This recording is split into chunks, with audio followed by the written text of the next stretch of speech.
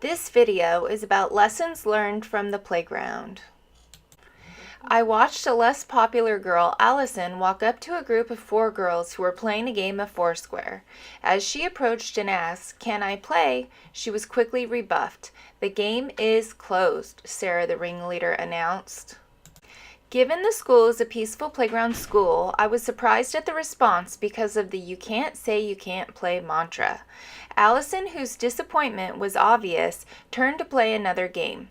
Fortunately, the playground was filled with alternative game choices and 2 other Foursquare courts.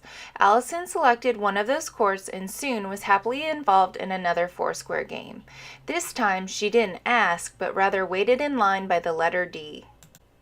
It was an interesting observation for a number of reasons. I began to dissect what happened and why.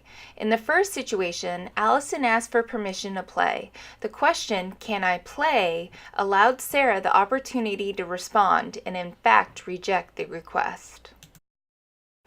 In the second situation, Allison simply stood in line and waited her turn. No one challenged her right to play. She didn't ask permission, but rather followed the rules of the playground, and when her turn came, she merely stepped onto the court. No one challenged her right to do so.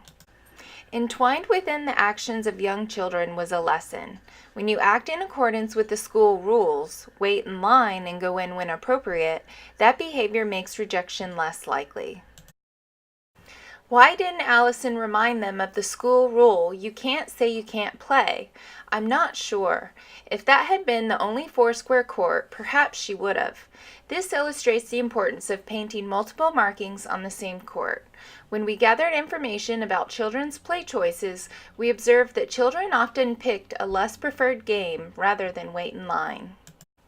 This scenario is likely played out daily, numerous times on playgrounds all across America. Below are a few key points that address this situation relating to some of the philosophies and procedures in the Peaceful Playgrounds program. The statements below explain some of the rules and procedures and philosophies behind them. Whether or not a child invokes this rule, it illustrates the notion that all kids get to play all games. This simple rule makes a big difference on the emotional culture of the playground.